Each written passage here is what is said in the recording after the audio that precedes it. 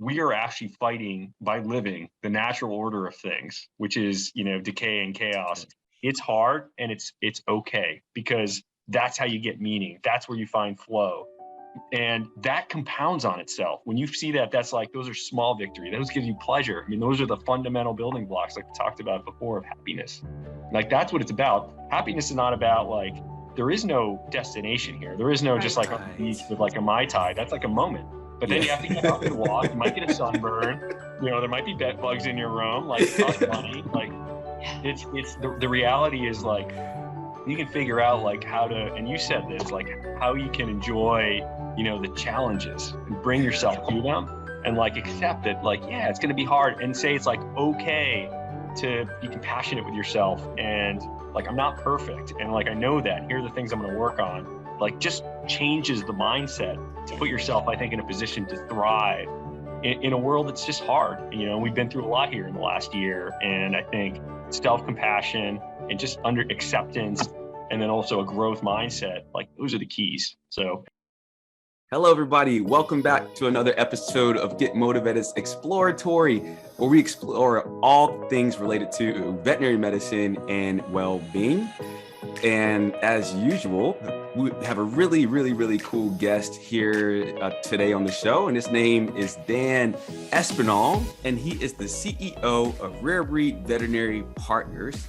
You can find his full bio online on LinkedIn, so definitely check it out to see all that Dan's up to.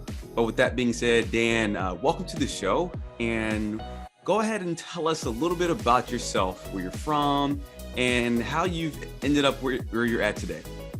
Yeah, absolutely. Happy to talk. First, thank you guys so much for having me on the show. Super excited to be here. I think what you guys are doing is awesome. I think we need more of this today, more than ever. And so, grateful to be a small part of it, and honored to be on the show. But yeah, I'm, go back probably long time ago. I was an infantry officer in the Army. Spent some time overseas as a commander of an embedded training team in Afghanistan. I'll really talk about my journey through animal health and to where we are today. Maybe it's good for this audience. So, got to observe, the relationship between locals and local dogs. So we were fully embedded with 150 Afghans. I commanded 10 U.S. soldiers. It's called an embedded training team, and really observed, their traditions, honored their culture. We were, living together. But I also got to see the way that they engaged with local animals. And I won't call them, and I'm talking canines. They weren't pets in the way you and I think of pets. They're more like kind of competing for basic resources. And I realized, what Mahatma Gandhi said was true, that the level of affluence of a society can be correlated with how we treat our animals.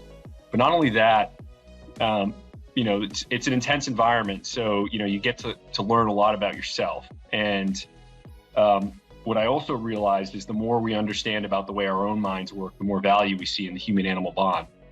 And I'll just pause for a minute too. There's a lot going on. I think just 48 hours ago, we heard just some reports about the canine service dogs. And I don't know if you guys heard this, but they kind of let them go. They're just not enough seats on planes for people. We still have a couple hundred Americans still there. Yes, actually, yeah. And the dogs, they're running wild through Bagram. Bagram's a big base where where a lot of Allied forces were held, a big airport, and they're just kind of running wild. And apparently, some folks are using them as like target practice. It's really sad to me. But anyway, it's just credible times. But I'm glad that we left and start to leave that in the past. But anyway, so kind of came back, went to business school, went to MIT and studied financial engineering. Thought I wanted to be a Wall Street trader, not because I really enjoyed that specifically, but more because I kind of wanted to carve out my own path and come up with a strategy, execute it, and be held accountable to that. And so, went to Deutsche Bank for a little bit. I was on a rates derivative desk. I was really just getting people coffee and printing Gartman reports, if you know what that is. But I learned a lot, saw a lot, and I realized that was probably not for me. Came back and ended up doing venture capital investing. So that's really just early stage finance. So working with entrepreneurs and cool scientists who are coming up with awesome ideas. Wow. We did a bunch of different things. Went through an IPO, which was an awesome experience for me. Getting to see that happen, listed in London. Had a couple of great investments. One was a company called Hawkeye 360. Good friend of mine runs, John Serafinian. It's another military guy, West Point guy, also a Ranger. And the satellite constellations basically measure mobile wireless communication traffic. So it's used for anti-trafficking, anti-poaching, anti-terrorist, and just tracking boats across the Atlantic, for example. So awesome company. Another one, Federated Wireless, leasing broadband spectrum from the federal government. So and leasing it to commercial carriers. So awesome, high-tech stuff. Loved it. I was excited to go to work every day. And then I got the opportunity to manage one of our portfolio companies on the biotech side. Okay. So unlike both of you, I knew nothing about biotech, and I also knew nothing about being a CEO, and learned both, still learning both. And I think at that point, I found my calling, getting folks with different sets of skills and different languages. Really, I felt like I was embedded in Afghanistan again. The salespeople didn't speak the same language as the engineers and didn't speak the same language as the scientists. Hey, everybody, this is where we got to go. Let's row in the same direction at the same speed and get into flow and get to where we need to be. And that was my calling. And so, a company called IDEX, this is where it gets into animal health, came around, looked for somebody to manage the M&A and strategy team. Moved in 2015, moved my family from outside of Austin to Portland, Maine.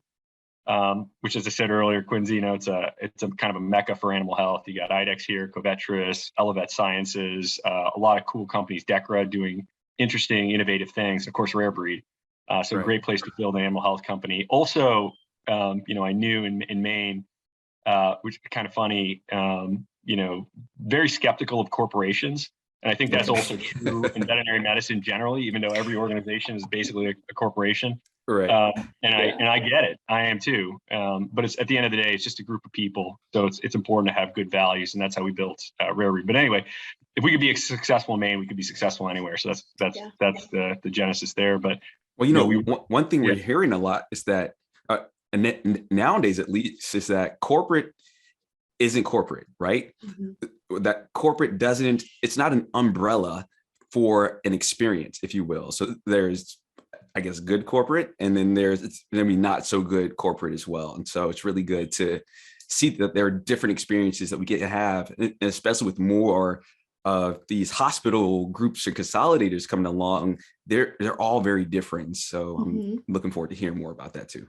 Yeah, absolutely, Quincy. I agree with you. Not every corporation, or in our industry, corporate group is built the same. Certainly not. I mean, for us, values driven. This is about people first. This is really the issue that we designed Rarebreed to solve. And partly because we're nice, but also it's good business, right? If you take care of people, of course, they're going to take care of clients, and clients are going to take care of the shareholders. It just makes sense, right? Yeah. To me, it's always just made sense. Just makes sense. We're going to get into that because we've thought the same thing. And we had to research business metrics and case studies from outside of the industry to make the case for Get MotiVETed to come in and say, okay, let's put the cart, to take the cart. Right now, VetMed's running like the cart before the horse. And we want to put the horse before the cart. And that is putting well-being at the forefront. And everything else, the business metrics, would happen organically, right? But there was none of that really going on. I mean, we started the company in 2017. And so people were like, we had to convince them that this was a thing. And so we're so happy to be having these conversations and really see the change in the profession, because you need these beacons of light throughout the country or the globe to all be speaking the same message, for people to go, okay, if I'm not an early adopter, at some point, this is just going to make sense. That's right. Absolutely. Excellent point. Absolutely. Yeah. So, at IDEX, got to work for an amazing management team. John Ayers is the CEO at the time. Brian McKean was the CFO, still a CFO. Just learned a lot.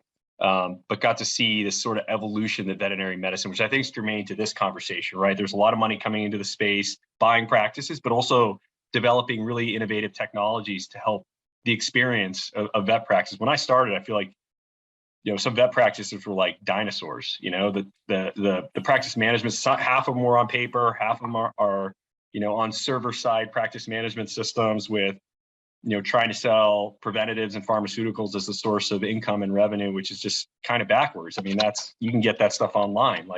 I'm coming to the vet practice Renee, your opinion, and Dr. Hawley, your opinion. That's the value that I get.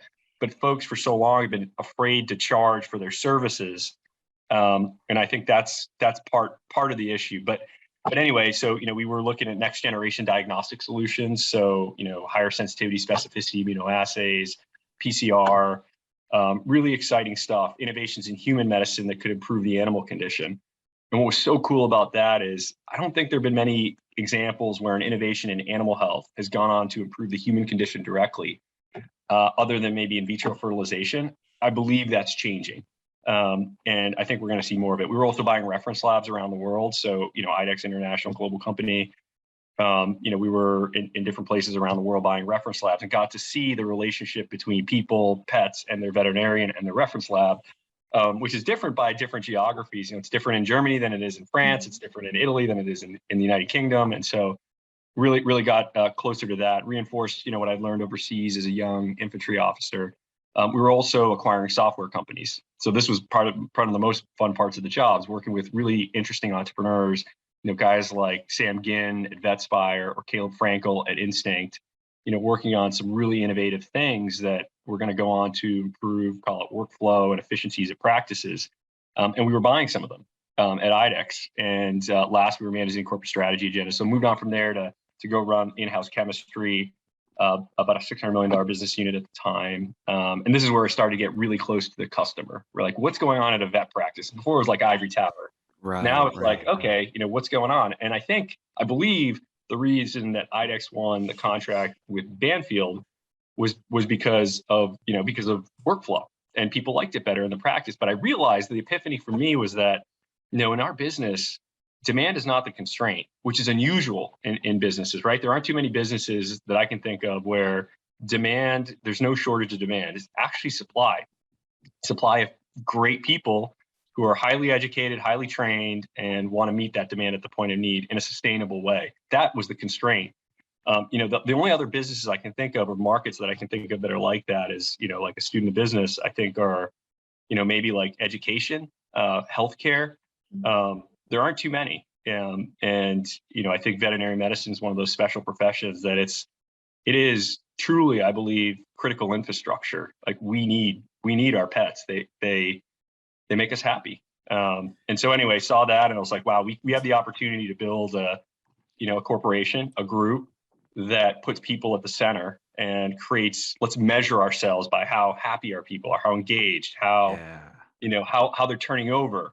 And then following that, we'll have the business statistics. Now it's a risky play, right? Because you get money from other people. They want to make more money. And so you come in and you say, no, we're going to increase costs, but it's going to be okay because they're going to be happy and they're going to produce more. Look, it's a gamble. And how confident were you that gamble was going to pay off? I'll tell you this, the thing that I tell entrepreneurs is you always have doubts, you always have fears, but if you pay attention to those, you're never going to succeed. You have to just jump. You have to just believe. And if you believe, everybody else will believe too. Yeah, man. So you just believe. Just believe in yourself too. Yeah. You're speaking our language too. You're speaking the Get MotiVETed language, if you will. I love it. I love it. I love it. One of my favorite lines. There's a great speech that you've probably seen, Admiral McRaven, just talking about his experience as a Navy SEAL, and he said, in the deepest, darkest moment, when nothing seems like it's going to go your way, that's when you have to be your best self. Not when it's easy. Not when you get up and you're ready to go and you get your workout in and like you're just rocking. That's easy. Yeah. I love that speech. By the way. I like when he talks about the sharks, punch him in the nose, muster up all your strength. Yeah, there you go, man. I mean, sugar cookies. Yeah, man. Sugar cookies. Yeah. It's awesome. I love it. So really quickly, man, the business and entrepreneurial side. So you've got like an animal health, a military, and a business and entrepreneurial side. I'm always curious as to where that business and entrepreneurial side comes from a deeper, like almost like soul level, if you will. And, one of my favorite quotes, and I think this was my story. that helped me go from being burnt out to living a life of well-being, but it comes from a guy named Robin Sharma, and he says, potential unexpressed turns into pain. And I know for me personally, like entrepreneurship and business, it was in my soul. And I was that person who would probably get caught up in some type of a scheme back in like, his late teen, early 20s, because, want to do something, you know what I mean? And I just really wanted to do it. How did that start for you to get into, because you don't just wake up and go into M&A and stuff like that, right? You don't just end up there. No, I agree with you. I think it's got to be my parents. I think about that a lot. My experience in the military, my dad was in the Air Force. My grandfather was in the Army, not the U.S. Army, the Chilean Army. I'm actually the first generation of my family. My mother's from Chile, and my father's from Dominican Republic. And it's interesting. I saw my mom's house when I visited there in 2006. It's in this little town called Arica, which is like 20 miles south of the Peruvian border, like the middle of the desert. It's near the Atacama Desert. Their house is like probably the size of my living room. She had 6 sisters. They had nothing, but they were all pretty talented from math and science, sort of STEM perspective. But they were girls in a Latin American country in the 70s, so they didn't have the same opportunities that everybody had. What was interesting is they didn't have money to afford going to school, but she was a hustler. She took the exam. I think she had to take it twice. The second time she made it, she got into an engineering program. So one of the few women, but tragedy can follow. And September 11th, 1971, the Pinochet government took over, actually sponsored by the CIA, to execute a military coup because it was a socialist government. She's got stories of folks kind of coming in, the military coming in to schools, which is where a lot of the kind of socialist folks were, how students are, and came in, and some of them raised their like handkerchiefs, like white flags, and they shot them all down like right in front of her. And I sort of believe that those kind of traumas, I feel, span generations, and in sort of like a soul way, Quincy, like you said. That's hard for me to explain, but I think that her experiences, she Habitat for Humanity helped her escape from Chile. And they gave her 2 choices. Said, you can go to Norway or you can go to Ireland. And she could speak a little technical English. So she went there. She went there with one sweater her sister made her and a pair of jeans, not a dollar to her name, got there, met my dad, who had a very different story. My dad grew up in the Dominican Republic, came to the US, came from a wealthy family, went to boarding school in Virginia, ended up, becoming an American. He was part of the technology boom. He's an electrical engineer, and was in one of the tech companies in the Northeast. And they sent him to Ireland to help build a manufacturing plant because at the time labor was cheaper there, but it was highly educated. So they were building semiconductor plants in Galway. And, my mom met there. I guess she was cleaning his house. They fell in love, and the rest is history. But I don't have a drop of Irish blood, but sometimes I feel like I got the luck of the Irish. I don't know.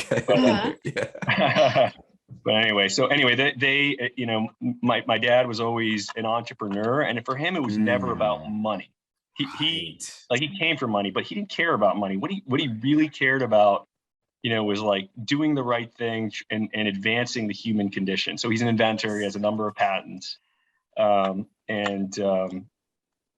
think for me, it was always like making him proud. And so going into technology, being an entrepreneur, winning the approval of your father is an important thing. And Tell me about it. In a way, that, man. Yeah, it was, in a way, it was a goal. So on one side, my dad, who's like just a, tinkerer, inventor. On the other side, my mom's like a hustler, and like together, I guess they made me an entrepreneur. Yeah. Right. I like that.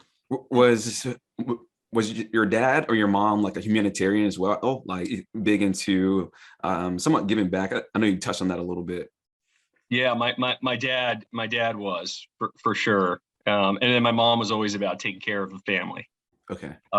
So, but my dad was always like, no, we're humans. We take care of each other.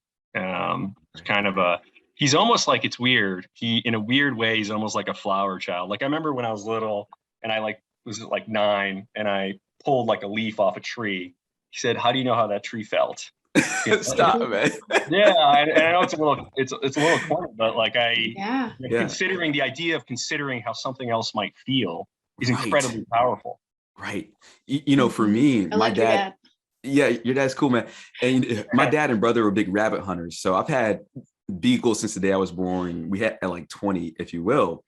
And I was never really a big rabbit hunter. And one time I tried to call my brother out on it. I was like, you know, the rabbit's got a family and stuff like that. Once you're shooting and bringing them back, right? And he was like, Quincy, you fish. You grab a fish by its lip with the hook and then you drag it in. And so that was kind of like his comeback to me. Like, how do you think that fish feels? And I was like, okay, maybe you have a point there, you know? So I've always kind of had that same sort of thing of how do other things feel? I'm thinking about like a rabbit's family. And I don't even know if they think like that, but. No, absolutely. That's interesting. I feel like you and I have had those same kind of experiences. I also remember being like paralyzed, thinking like, oh my God, the hook in the mouth, that's like horrible. Another one is my dad won't eat lobster just because like you're throwing it in hot boiling water, and we eat a lot of lobster because we're in Maine. They're all over the place. They're like raccoons, you know, in the water. Yeah. And it's you know, it's a good point. So yeah, cool. Yeah, that's always been a moral dilemma for me. Like I go back and forth on all of that. It's hard. It's hard. Right. So really quickly, man, we're just kind of on the fly here. We had a bunch of questions we wanted to ask. We've gone like down a rabbit hole. So this bookshelf behind me, it is empty in 2016. So a big part of my overcoming burnout. So I was burnt out I graduated from NC State in 2013, went into a really, really, really busy practice where I was seeing about 25 to 35 cases a day as a new grad. Wow. When you talk about retention, that hospital, my wife, she's a vet too. She worked there. There were 72 people who had started working at the hospital here in North Carolina that no longer work there 2 years later. So talk about like retention, if you will. It was just really bad. And some of that's because we're in Fort Bragg or like Fayetteville, North Carolina. So big military town. So he's been here. He's airborne. Yeah. Oh, really? Okay. That's the only place where airborne is. Gotcha, man. And so at any rate, I have done a lot of reading, and Renee the same. Like we pass books back and forth to each other. I probably have some of her books here. Do you have a favorite business book that maybe teaches not just business principles, but also life principles? I noticed that you wrote, or that you said in one of your interviews, you were talking about I'll always be learning, and the importance of like personal growth and personal development. That's one thing that we believe in a lot. Some of my greatest. From mom. It comes from mom. It doesn't come from a book. It comes from a hustler. Yeah. But do you have like a favorite book that teaches a lot of principles and perspective, things like that? This is awesome, Greg. Great questions, and I feel like you know me well. So thank you. But yes, so I read a book recently, and I ordered it for the entire leadership team. And well, actually two. One for the leadership team, one for the operations team. But now I feel like I should get the one I got for the operations team for the leadership team, one for the leadership for the operations team. So here's the book. I was recently in Greece in July on holiday with my wife, and just got a chance to do a lot of reading. And yeah, I read this amazing book called Humanocracy. It's by Guy Hamel, and basically it talks about the thing that as a business leader, you know, that I struggle with all the time is like, how do you scale? How do you build an organization, right? How do you get the best out of people in a sustainable way that's values based, that produces the outcomes you want? This is a systems challenge, and you know, as I think about that, if I'm making decisions as the CEO for every little thing that has to happen, like the organization will never grow. I'm limited in my ability. I'm limited in time. You know, I'm limited in intellectual capacity. Right. I'm limited in emotional capacity. Like I have to let go. I have to jump. And in this book, it talks about how organizations of the future really need to be making decisions on the edge, but in a coordinated way. So the idea basically is you're a team of teams. So, you know, like people on the front are kind of like at a practice. They're making decisions. They're making the culture that they want. They're building that culture. They're empowered to do that, but they have to achieve certain outcomes, as opposed to the opposite would be like central command, where I'm like telling everybody what to do. Right. And we've been in those environments, and like that don't work too well. It doesn't at all. So the analogy for me is sort of like, exactly, it's sort of like, I don't know, the Soviet Union versus the United States. You know, in a democracy, we've got groups of people making different decisions, trying different things, living lives the way they want. And, you know, it's capitalist. And so, you know, the more you produce, you know, the more you can have. And so that's what motivates us. And that's great. It's not perfect, but the opposite's like central planning. So, you know, you're going to decide, okay, we need 800 trucks to deliver transportation. We need, you know, 3,000 bushels of corn. The insight for me was when you make mistakes and you central plan, they're huge mistakes, as opposed to when you make a mistake on the edge, it tends to be a little mistake. And so, you know, as we build organizations, you know, that for me is just such an important insight. Like if I'm making decisions, that's the wrong answer. I've got to trust my people. That makes that person who's making the decision feel empowered. It helps them grow and learn and gives them the opportunity to shine or fail. And that's good too, because if you fail, you've learned, and then you got to grow from that. And so that was an awesome one. The other one is culture code. So how do you build sort of sustainable cultures? So yeah, the first one, Humanocracy, amazing book. And if you're a business leader, please read that. Please read that. So we'll check it out for sure. We'll check it out. Yeah, awesome.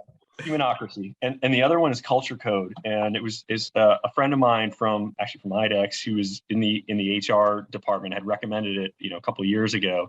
It's a lot of interesting insights for me. But one super cool story that heard there was a mission.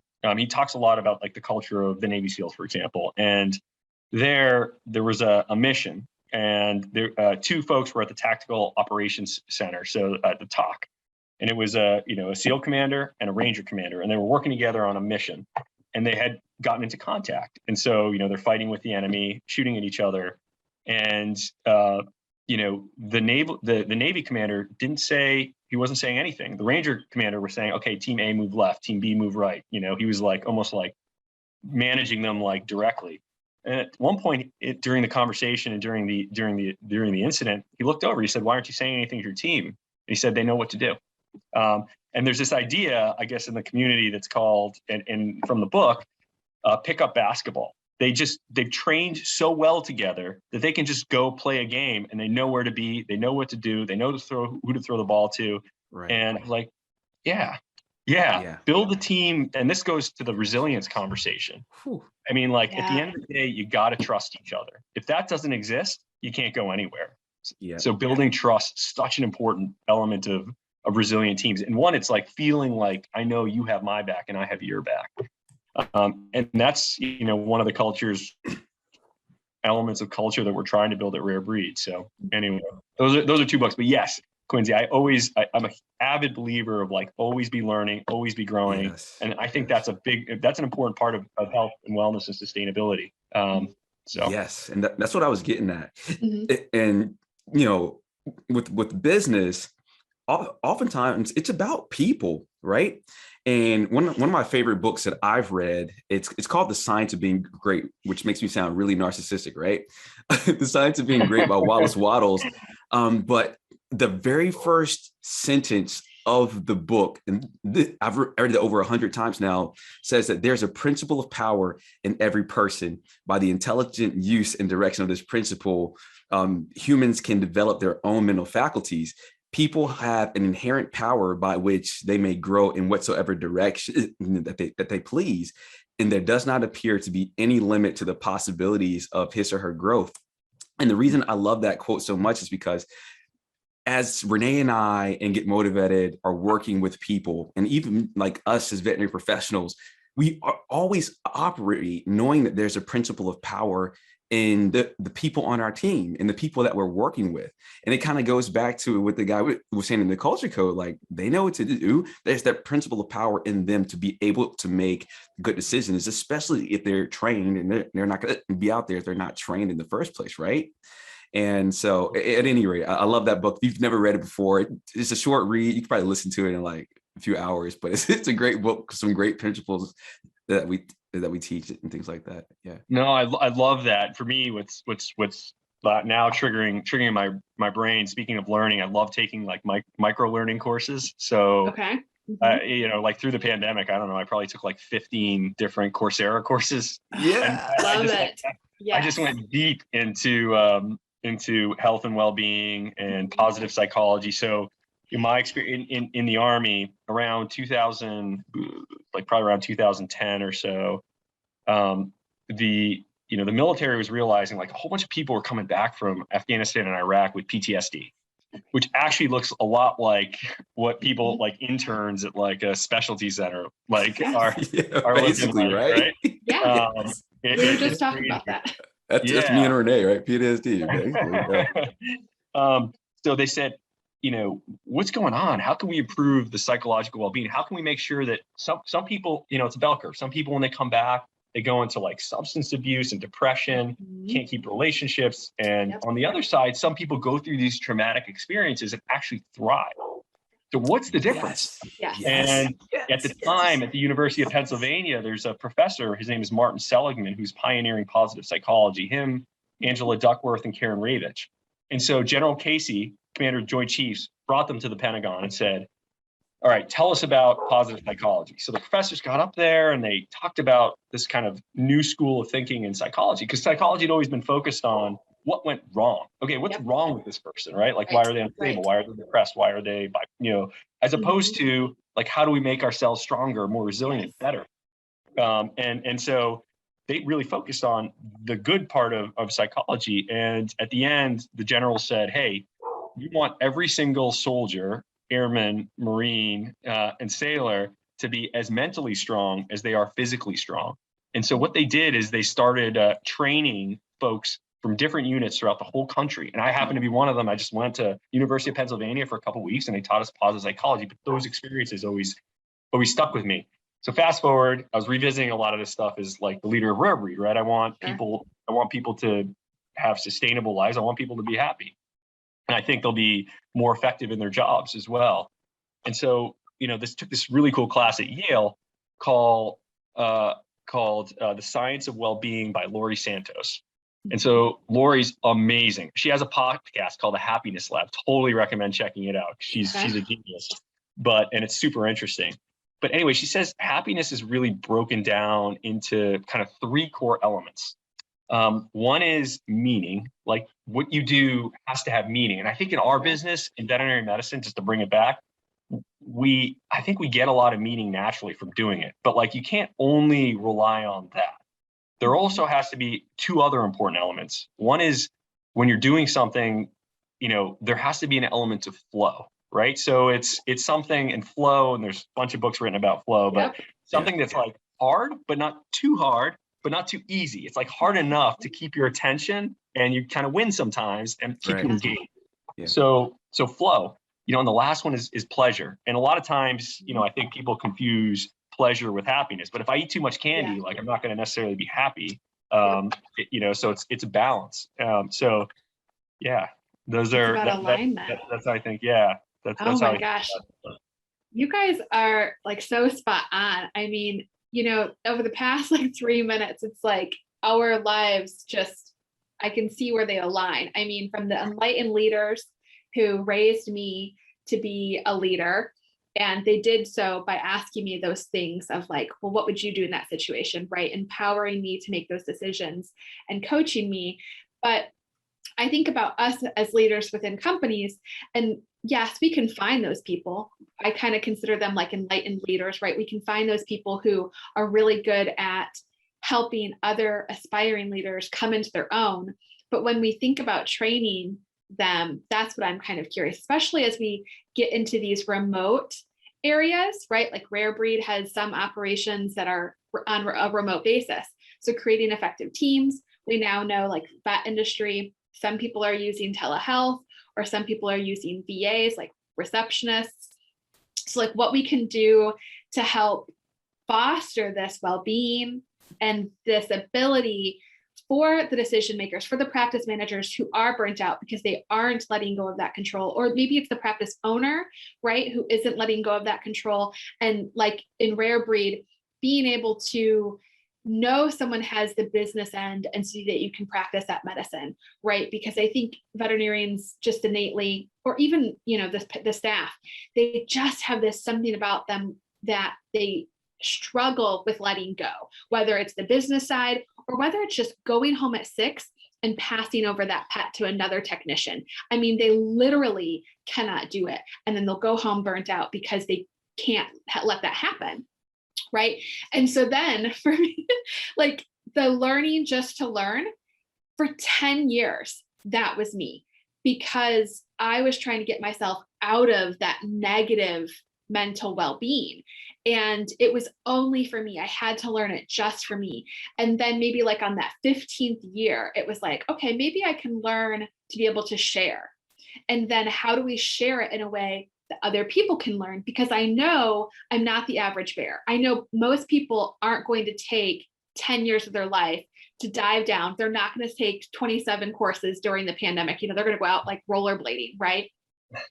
So how do we create this, digestible format for people to get the little tidbits that offer them just enough, these seeds that will gestate to where when they get into that time, that traumatic incident, that really rough, whether it's personally or professionally, that they have either the resilience to withstand it, or the very least to go, hey, I heard something about this. Where can I go to find more about it?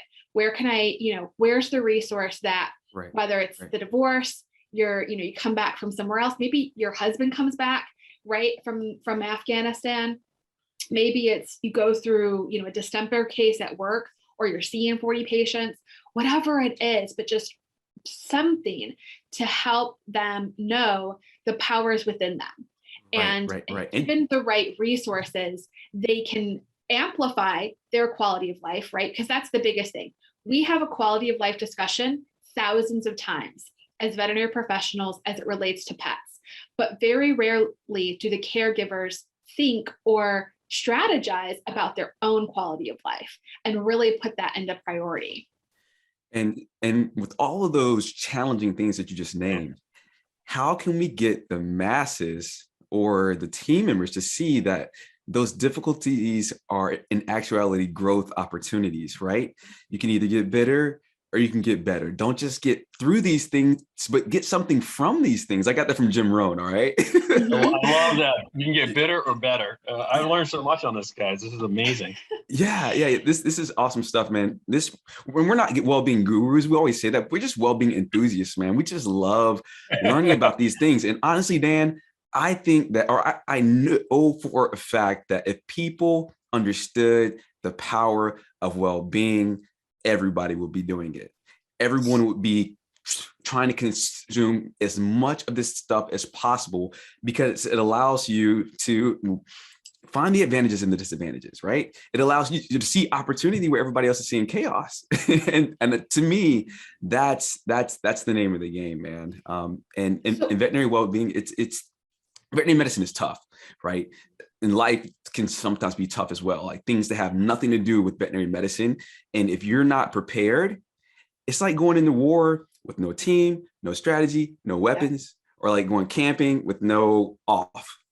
And it's similar to the military, right? In the way Betsy Charles said, at the Wellbeing Summit years ago, she said it's vulnerable individuals going into a provocative environment. And so the personalities that are drawn to vet med are not naturally resilient people. They're generally highly sensitive creatures who, may not have the emotional IQ to deal with their own stuff. And then they go into this environment where it's intense. And I think of the military the same way. I mean, my ex-husband was special forces, and I'm very familiar with, sometimes you go into these things because of what's happened to us, right? And so without those weapons, without that training, and Pam Landy, she ran Griffin Group for many years. It's a military training company. She and I talk about, yes, they have the tactical training, but without that mental training, you're you're not going to be able to hack your physiology in order to do what's necessary to do in that 100%. moment.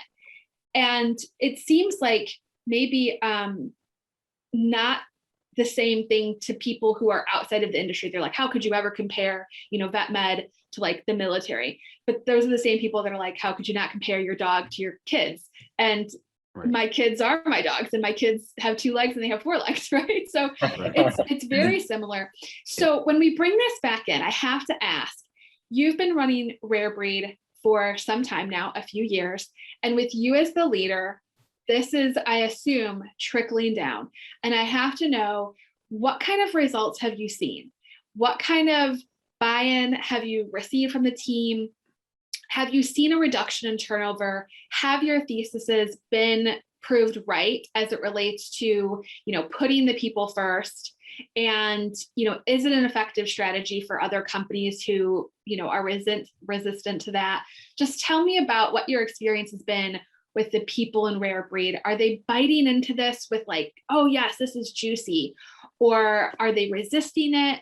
Or, what kind of things have you guys seen? Because I think there's a lot of companies, whether they're privately owned or maybe like we talked about in the beginning, there are other, groups that are looking for the best strategy to make a difference. Tell us about that. Yeah, absolutely. So yes, we are seeing it in the numbers, but first, it's, you mentioned me at the top. I think it's really, it's first. So co-founder Sean Miller, just incredible EQ. He's an empath, a really smart person. The challenge, we used to sit around and just like kick around mostly bad ideas, and every once in a while a good idea.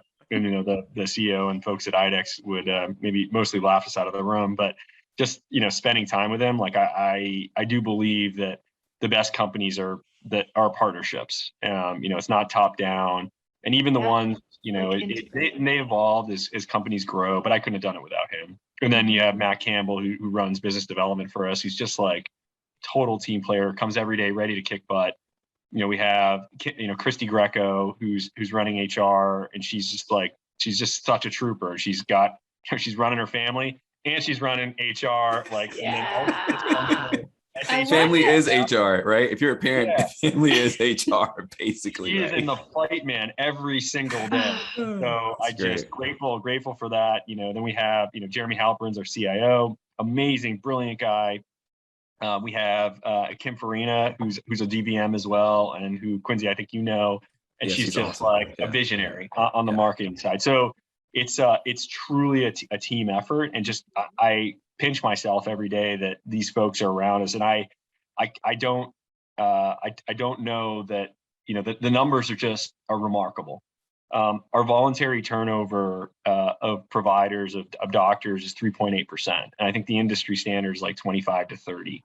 And I don't know of anybody else who's got lower turnover. Our engagement scores are super high. And by the way, that this is in a period of time, I think, in our history where a lot of people just the COVID experience was real, and people are like questioning, do I want to work anymore? Like, what does my life mean, and where do I go? And this was, I think this is a serious time, and I think the fact that it's the turnover so low and engagement so high, and actually the productivity of the business. I mean, our same-store sales growth is like through the roof. I mean, 20%. We partnered with a specialty center in Maine, I think, that was, call it doing, 12 million in revenue. And now it's like on track to do 30 in a year, and it's a year later. And that's because, I think, people are engaged. Now, we definitely have issues, though. I mean, definitely have issues. We just we're going through broadband. So our view is that we want our technicians and support staff to be the best paid in the industry, full stop. And so what we're trying to do is go across and like raise wages for technicians. We started with specialty and ER, but we're going to do it across the board. We also brought really, call it rich benefits. So time off, healthcare, 401k, those kind of things that people need. Now, I have mixed views there because it feels a little paternalistic to say you should have retirement, you should have this, and some people value it, some people don't. So trying to get creative about meeting the individual where like what they need. Right. But here's one of the things I'm most proud of at one of our specialty centers. I'm so grateful for this. We have doctor buy-in program where we'll finance it. And so the idea is that you have more people who kind of like are buying into the practice and they're owners, right? They're partners, they're owners. We had 3 veterinary technicians, 2 CSRs, and a practice manager who are now owners of a huge practice. Yes. I'm so proud of that. But this is one of the things I learned when I was doing venture investing is like, you want everybody to be an owner from the, whatever rank you are to the highest rank. Like, we're in this together. And it's, the Notorious B.I.G. said it. I love to say this. It ain't no fun. Ain't no fun if your homies can't have none. So that's right. That's so impressive. I talked to someone across the pond earlier in the year, and they had just moved to an employee-owned model, and it's fairly popular over there. But it had only just been a few months since they had started that, and I said I hadn't heard of this in our area, but since then I have heard of it more than one time. And I'm so proud of it, because I think that's one of the big things too. When we think of well-being, our financial literacy was not something, just like mental fortitude wasn't taught in our formal education systems. And it certainly wasn't taught by our parents, right? Like, they were trying to survive what they were going through. So I think the financial part of our well-being, and then obviously we've got the major student loan debt issue for DVMs, or even the people who maybe aren't DVMs, your vet techs who have bachelor degrees and are making $10 an hour or whatever. So that financial opportunity to change the picture is so powerful. And then that sense of belonging, that sense of camaraderie, and that sense of there's a huge disconnect between associates and the owners, right? Like, vets, like, I want you guys to just work for the money. And then the other people think, no, I'm trying to, offer you things. So it just removes that, because there is no disconnect. We're all, like you said, we're all in this together, and in the most literal sense, And so when people, what I'm hearing is when there is a surplus, higher profits, they're not just taking that and running, right? They're reinvesting it back into the business for equipment, for better resources, and they're doing it like voluntarily. And so again, it's just this feeling of belonging, which, if you've not heard of Brene Brown, which I'm sure you have, right? You've heard of Brene. Have you heard of Brene? I haven't actually. You'll love her. Tell me about Brene. Dr. Brene Brown. She's a shame, and she's a researcher. So she's a scientist, but she researches, and I've got a book over here actually from her, but I'm on her second book. And she talks about this sense of belonging and the ability to be vulnerable. There's some books you can read. Read Daring Greatly and read Braving the Wilderness. Oh my gosh. I've read like 2 sentences of what's on her website. Oh my gosh. My mind exploded. When you every time we choose courage, we make everyone around us a little bit better and the world a little bit better. I say that literally every day. I'm like, hey, we can't, we're not perfect. We're going to make mistakes, but all we can control is just get a little bit better every day. And I'm a math guy. And I say, like, look, if you improve yourself 1% every day, the compounding effect of that in a year is you are 37 times better than the day the year started. And if you get 1% worse every day, you're like, I don't know, whatever it is. It's not as good as you were when you started. Sorry. Amazing. Thank you for sharing that. You're welcome. And you're going to love it, because she talks about that armor that even, whether it's just the average Joe or us growing up, and removing that armor and what's underneath that armor. And when we can be vulnerable, when we can find a sense of belonging, that's what keeps us. That's what keeps us happy. That's what keeps us motivated. That's what really gives us that true sense of well-being. I spent 11 years in my first vet practice. And when I moved to North Carolina, I had worked in more than one practice, and there was no sense of belonging at all. It wasn't even like I could barely fit in, let alone belong, like really belong. And so I think through Get MotiVETed, we're creating that sense of belonging for Renee and for everyone else involved, because we recognize how important that is to our well-being as a human first, and then as a veterinary professional second, right? And so, I mean, it's just different ways to do it, right? And Right. oh my Right. God. And then it just, And there's not this huge disconnection between the front and the back, and then the doctors and it's just and like I unity. I love the fact that it's not just like the practice manager and the veterinarian in terms of like the part ownership. You said CSRs, right? Yep. And CSRs, it's always staff. been our belief that everyone on the team is equally as important as the next person. They just have different skill sets, man. Like, I don't want to answer the phone, and Lord knows I don't want to answer the phone. And I'm sure my CSRs don't want to be in a large breed, deep chested, and he 8-month-old spay, right? You know what I mean? And so we all have different skill sets. And another thing that you said that I love is that we still have challenges. Yes. There are always going to be challenges, especially if you're growing and doing something meaningful. There are going to be challenges. But here's a quote from a guy named Earl Nightingale. He's known as the Dean of Personal Growth, Personal Development. He says that it's the small refinements upon something that's already good that makes it great. And so as I look at institutions that are already doing good, I'm like, hey, there's still things you can do to make it a little bit better. And I've taken that quote and I say that it's the small refinements upon something that's already great that makes it spectacular, extraordinary, right? And so we're always looking to do just a little bit more.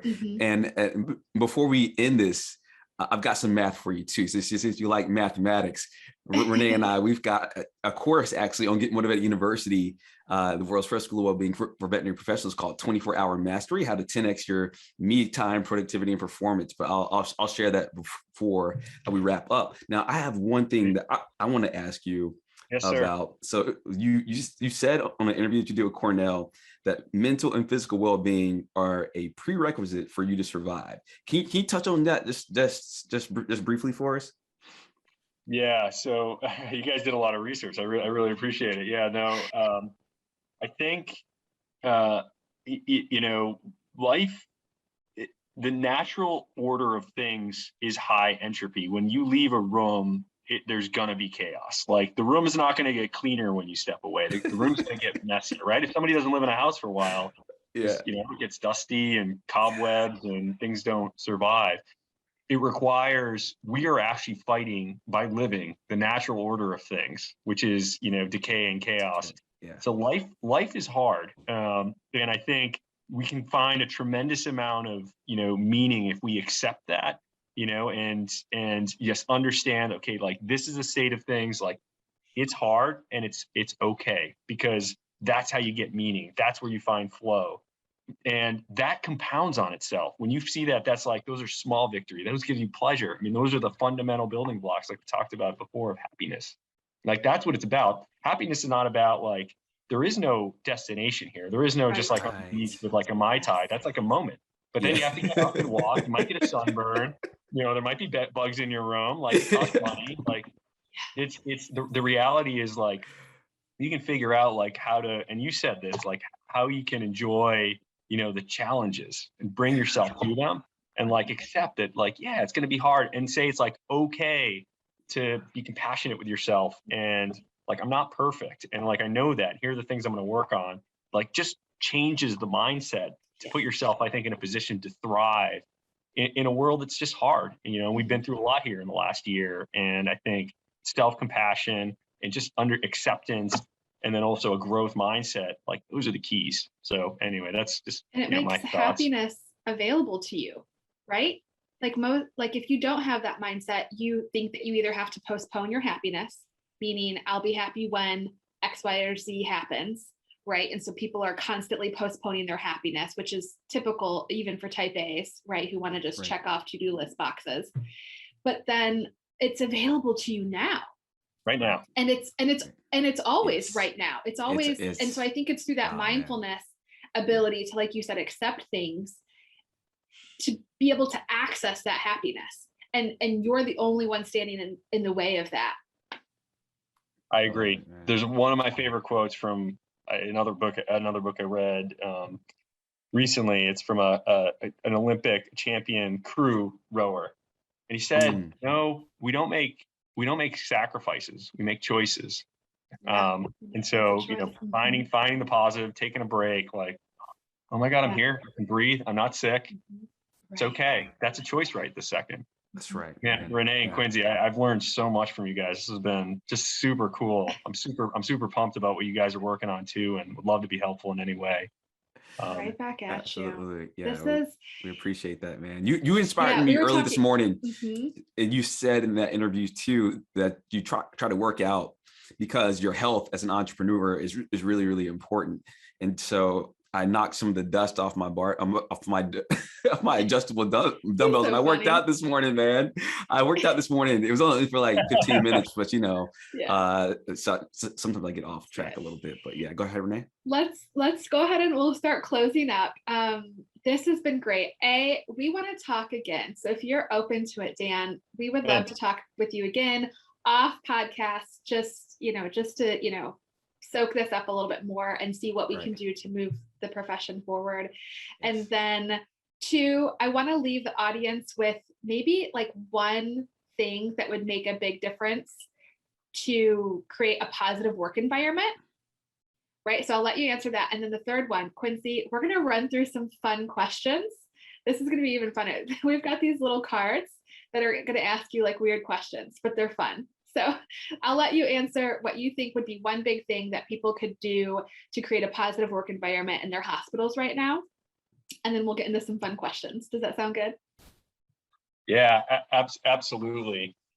So I'm about to give a presentation at AHA around resilient teams. We talk a lot about, and we've talked a lot about individual resilience.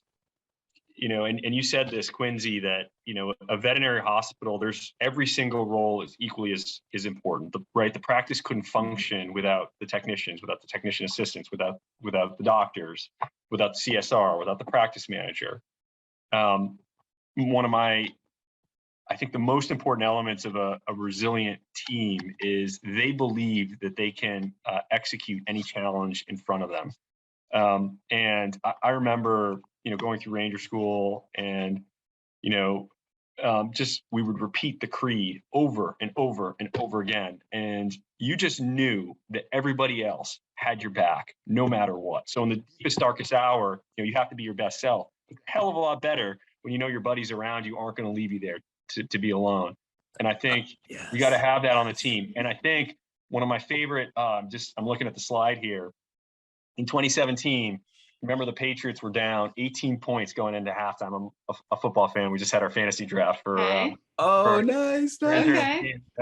And New Englanders, so the Pats. But we're playing the Falcons, 18-0, and then the team just totally turned it around, won 34-28. They knew they could accomplish anything if they put their minds to it, and they did the impossible. And I think we got to remember that in a veterinary practice, like we have to believe in each other, and we can do this. And yes, it's hard. It's okay to acknowledge that, and we have the tools to make it work. So anyway, I actually have a quote in one of my presentations, and I say, 2 people can't win the Super Bowl. I remember it was me and my chief of staff one day, and we were like in the bottleneck of the day, and we just looked at each other and was like, this has to stop. 2 people can't win the Super Bowl. We have to become a more cohesive team in order to provide quality care. Right. And I say, like, it's 7:00 at night, and, the biometer calls, like, who's going to stay with you in the foxhole? So I'm right there with you. And I love that. And I think that being a focus for teams, and really just figuring out what it is that's separating them, could help them provide better care, but then just enjoy it way more. So thank you for sharing that. I love it. Somebody says if it's hard, then do it hard, Yeah. go all out, go all in on these things, and don't dabble with well-being. Don't dabble with success. Go all in on these things. Okay, really quickly, if you could bring one famous person back from the dead, who would you pick? Winston Churchill. So we talked about what inspires people, and I think she's just somebody asked me the other day, who do you think of as like a storyteller that you look up to? This is Winston Churchill. The ability to marshal the English language and to inspire people to get things done. I mean, that's an incredible art, and love to talk to him. He's also a degenerate alcoholic and smoked cigars all day, but his command of the English language was unparalleled. So Winston Churchill. I love it. I love it. I love it. If humans came with a warning label, what would yours say? Watch out, we take and grow. Oh, for humans and for me. No, I love it. You can stop right there, man. No, yeah. It's sort of like, I always think about in biological ways, and if you put like bacteria or like in a petri dish, it's like going to expand until there's nothing left to eat. I'm like, we're kind of the same way. We just grow and take, and we have to be think about sustainability. But anyway, yeah, that's my thought. Last question: is cereal soup? Why or why not? I don't eat breakfast. I intermittent fast, so no. I drink oatmeal latte in the morning, and that kind of keeps me going till noon. So, getting ready for my lunch here in about an hour. Very nice. What's your tip? What do you eat on a typical day? Or like, do you guys have? Yeah. So I try to work with a nutritionist, but I usually, for lunch, I'll try to have like some rice, some kind of protein, and some veggies. Mm-hmm. And then, just high protein, and then, kind of maybe a snack in the middle, like eggs or chicken. And then, for dinner, just, different kinds of meat or fish, rice. And that's just kind of my. And you mentioned an oatmeal latte. Yeah. Tell me, what's an oatmeal latte? Oat milk. So oat milk latte. Yeah, okay. Oat milk. Okay. I love oat milk. Oatly, but they're not all oat milks are not made the same. Oatly. So if you like cappuccinos or lattes, like oat milk, a little sugar, a warm, oat milk and espresso, I'm like ready to rock. Yeah. I like that you work with a nutritionist. That's fantastic. I have really cool. I have a dream of people that I want to work with to help me, because I know it's like their expertise. So whether it's a coach, like an emotional well-being coach, or a business coach, or a nutritionist, body work experts, like energy experts, and things like that. I love it. Yes, they work, man. They work. They do. Well, to all of our listeners, I'm sure you've enjoyed this conversation as much as all three of us have. And we would love your feedback and your comments. What did you love? What's one thing that you loved about this conversation with Dan Espinal and the Get MotiVETed team? Dan, thank you so much for your time and for coming and sharing these principles and tools and everything else with our listener audience. We greatly appreciate it. And with that being said, thank you to everyone, and we'll see you on the next episode. Yeah, my pleasure, guys. It's been an honor, Quincy and Renee. Thank you so much. And thank you for what you do. Awesome. Absolutely.